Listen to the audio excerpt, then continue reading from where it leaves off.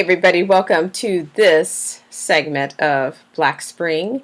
And if you are new here, I am always excited to have new subscribers and just new visitors here on Black Spring. And today we have quite an interesting set of developments, and we have a special subject today, and I'm sure you all know her by now as Ilhan Omar, the representative from Minnesota.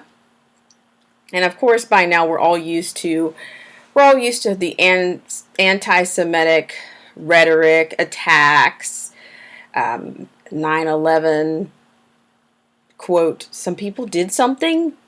We're all used to that, as well as her war of words with the president. We're used to the projection. And also, we're accustomed to hearing the claims of her alleged marriage to her brother. So I have a bit of that for you today. So before we get into that, I'd just like to send you right over to just one of the initial tweets that came from a Kelly Hillard. Now, this was posted last November, no, 2 Novembers ago, almost. This is from a Kelly Hillard. And at that particular time, you say they have new evidence that supports the claims that Ilhan Omar actually married her brother. So let's have a little bit of a look into that. Now today, our most vetted source here that you will find on Black Spring will come from none other than the New American. So if you don't mind hopping over with me, let's take a look here. Now we have a report. Ilhan Omar married her brother to perpetuate fraud. So here we have, this is written by R. Court Kirkwood. Now here, I will be giving you most of this straight from the source and occasionally, maybe some paraphrasing. But here, a Somali activist in Minneapolis has confirmed that Representative Ilhan Omar, the Somali Muslim who represents Minnesota's 5th Congressional District, married her brother to perpetuate student loan and immigration fraud. The latest on the Somali refugee brought to the United States on the taxpayer's dime 23 years ago landed in London's Daily Mail yesterday, about a month after the New York Post disclosed that the FBI was investigating Omar and the marriage. Upshot, she better lawyer up. The latest. Omar's marital history is quite complicated because it involves multiple marriages, multiple divorces, and now these days the added story of her affair with a married political consultant. But the bottom line is, someone who claims to know her well confirmed that Omar married her brother, Ahmed Noor Saeed Elmi, a British subject.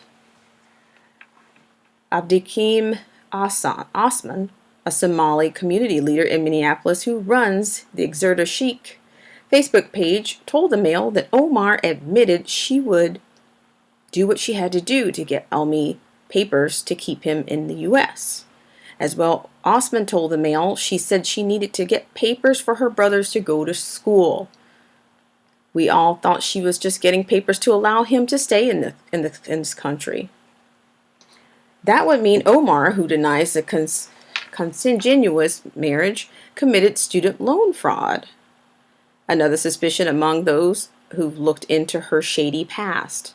The past includes a marriage to a fellow named Ahmed Hersi in 2002, from whom she supposedly separated in 2008 to marry Elmi in 2009, although the three lived together in North Dakota. Reported the Mail. Elmi and Omar married on February 12, 2009 at Hennepin County office in Eden Prairie, Minnesota, southwest of Minneapolis. The marriage license shows. Omar said she and Hersi, her first husband, had separated in 2008, and because their faith-based union was never recognized by law, neither is their separation. Elmi and Omar said they lived together at an address in Columbia Heights, a suburb on the north side of the city. The marriage was conducted by Christian minister Alicia Harris. When DailyMail.com approached her last year, she would not discuss the ceremony or why a Muslim couple would have asked her to marry them.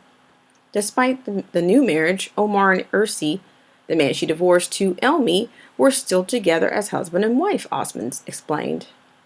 Elmi and Omar needed an outside cleric to perform the ceremony, Osman said, because a Somali Muslim would know they were related and refused to officiate. Added Osman, quote, when she married Elmi, no one even knew about it until the media turned up the certificate years later. Osman's Facebook page calls the Congresswoman a, quote, pathological liar, end quote, who hates America. The FBI probe. For its part, the Post reported in January that two FBI agents held an hours-long meeting in Minnesota in mid-October with a concerned party who handed over a trove of documents regarding Omar's 2009 marriage to Ahmed Noor Saeed Elmi, a source with knowledge of the events said, end quote. Those agents will turn over their findings to the Education Department and Immigration and Customs Enforcement. Beyond possible criminal charges for immigration and student loan fraud, Omar also faces trouble with the House Ethics Committee and Federal Election Commission. A Judicial Watch filed a complaint with the committee about the possible student loan and immigration fraud, while the FEC sent Omar's congressional campaign a letter demanding information on contributions over $200. In August, the National Legal and Policy Center filed a complaint with the agency over payments to political consultant Tim Minette.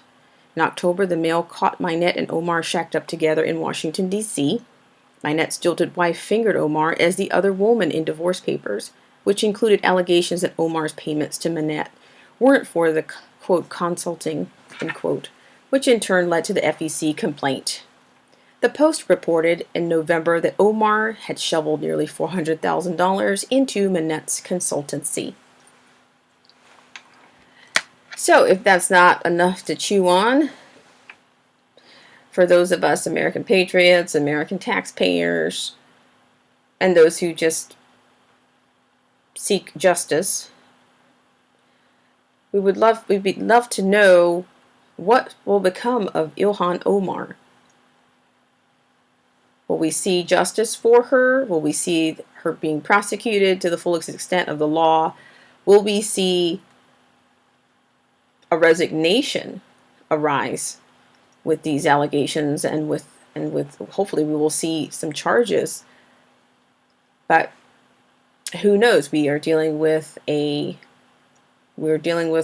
quite a bit of a complicated FBI, and we're dealing with almost like a two-tiered or a two-justice system. So it'll be interesting to see what will become of Representative Ilhan Omar, as well as some of the other squad members. We've heard some allegations in reference to Alexandria Ocasio-Cortez with some of her own campaign finances and potentially even a third squad member, Rashida Tlaib. So, let me know what you think. Never a dull moment out of those squad members. I mean, this is the type of poor representation, and this is the type of misconduct, this is the type of ignorance, this is the type of shadiness that we have been tolerant of. And not to mention, we can at least start with the constituents, but on a federal level, there's much to be desired here from these squad members, and namely in this case, Ilhan Omar. So let me know what you think in the comments, and let me know what your concerns are. Also, please be sure to hit that subscribe bell for more notifications for upcoming panels, upcoming engagements, and just to stay tuned and tapped into Black Spring with Autumn. And I'd like to wish everybody a great weekend, and I thank you so much for tuning and tagging in to Black Spring with Autumn. Have a great weekend.